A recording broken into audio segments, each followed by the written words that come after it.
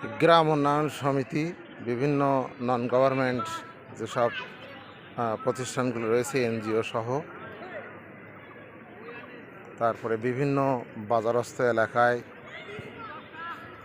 নিবন্ধনবিহীন যেসব গ্রাম উন্নয়ন সমিতির নামে যেসব সংস্থাগুলো আছে, এই সংস্থা নিয়ে দু একটি কথা অবশ্য বলতে হবে।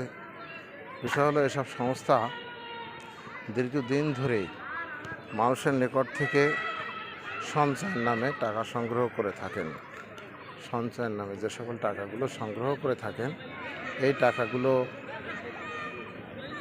সঞ্চয়ের হিসাবটা অনেক বড় আকার ধারণ করে, লেনদেন করতে থাকে। লেনদেন করতে করতে এক পর্যায়ে দেখা যায় যে সাধারণ জনগণের কাছ থেকে লক্ষ লক্ষ টাকা অনেক সংস্থা নিয়েছে, কিন্তু সে টাকা তারা কিন্তু ঠিক সময় ফেরত দেয় না বা দিচ্ছে না, তালবাহানা করে। এক এক সময় এক এক ধরনের তালবাহানা করতে থাকে। যেসব সমিতির নেতারা আছে তারা কিন্তু দলমত নির্বিশেষে ক্ষমতা ধরে রাখে। যখন যে গভর্নমেন্ট বা সরকার ক্ষমতা আসে, তখন সেই ধরনের নেতারা কিন্তু এই সমিতিতে সংযুক্ত হয় এবং সাধারণ জনগণের প্রতারণার ফাঁদ তারা তৈরি করে রাখে। টাকা নেয়, বলে যে 3 থেকে 4 বছরের মধ্যে ডবল টাকা দেবে, এই ধরনের অঙ্গীকার ব্যক্ত করে কিন্তু তারা টাকা সঞ্চয় করতে থাকে বা জমা নিতে থাকে।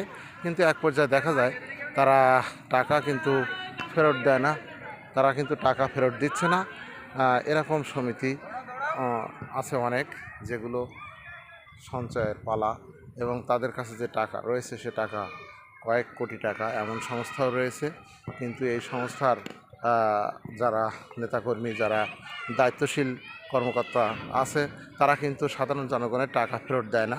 সাধারণ জনগণ কিন্তু টাকা ফেরত পাওয়ার জন্য দিনের পর দিন কিন্তু তাদের এই প্রতিষ্ঠানে হাঁটাচলা করতে থাকে। হাঁটতে চলতে চলতে তাদের পায়ের জুতার তলা ক্ষয় হয়ে গেলেও কিন্তু এই টাকাগুলো তারা কোনো অবস্থাতে ফেরত দেয় না। এ ধরনের সংস্থা দেখভাল করবে কারা বা কী করবে? সাধারণ জনগণকে এই ধরনের প্রতারণার ফাঁদ থেকে বাঁচাবে কারা? এ নিয়ে সচেতন মহলের কিছু চিন্তা চেতনা আপনাদের সামনে তুলে ধরার চেষ্টা করেছি মাত্র, আর কিছু না।